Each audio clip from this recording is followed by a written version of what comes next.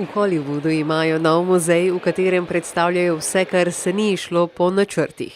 V muzeju neuspehov imajo izdelke za potrošnike in inovacije, ki so izgubili zaupanje pri širši javnosti ali pa so enostavno že v startu zaostali zaradi drugih z naprednejšo tehnologijo. Med stotinami izdelkov, ki niso uspeli zavzeti trga, so videorekorderji Betamax, Google Glass in namizna igra z ameriškim predsednikom Donaldom Trumpom. V muzeju se je znašel tudi plakat za burger McDonald'sa Arch Deluxe, ki sploh ni navdušil javnosti kljub dragi oglaševalski akciji. Muzejski kustos Samuel Vest se je odločil odpreti muzej neuspeha, ker je, kot pravi sam, sit zgodb o uspehih, s katerimi nas hranijo mediji. Vest ob tem dodaja, da je njegova zamisel usmerjena v to, da se ljudje začnejo zavedati, da je tudi neuspeh del razvoja inovacij in da lahko tudi veliki lastniki velikih blagovnih znamk naredijo napake. Po 7 letih, ko je Japonsko prizadel hud požar in cunami, ki je poškodoval reaktorje v jedrski elektrarni Fukušima, so naredili ogromno zaščitno betonsko steno visoko 12,5 metrov, ki je zamenjala 4-metrsko luknjo.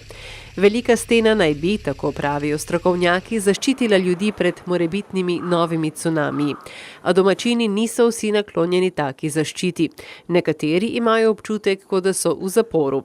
Po katastrofi so sicer nekatera mesta prepovedala gradnjo na območjih ob obali in preselila prebivalce na višje ležeče predele. Druga mesta pa so dvignila raven zemlje za nekaj metrov, preden so se lotili gradnje novih stavb. Prvotno so sicer mnogi bili naklonjeni zaščitnim stenam, a zdaj so vse bolj kritični. Nekateri pravijo, da se v načrtovalnih fazah niso dovolj posvetovali ali da bi bilo denar, ki je bil porabljen za stene, boljše uporabiti za kaj drugega. Skrbi jih tudi, kaj bo s turizmom. Prav turisti so namreč v veliki meri razočarani. Prej so obalo krasili lepi nasadi in zalivi. Sedaj imajo tam betonsko steno. Življenje z morjem ni več isto kot prej. V mnogih državah po svetu so na včerajšnji dan žena organizirali razne opozorilne pohode žensk, s katerimi so ali opozarjali na neenake pogoje in pravice moških in žensk, ali je šlo zgolj za družabna srečanja ali pa tematske pohode. Tudi ženske v pristaniškem mestu Džedah ob Rdečem morju so ob mednarodnem dnevu žena organizirale svoj pohod za okolje. Več 100 žensk je sodelovalo z mislijo za varstvo okolja in spodbujanjem zdravega načina življenja.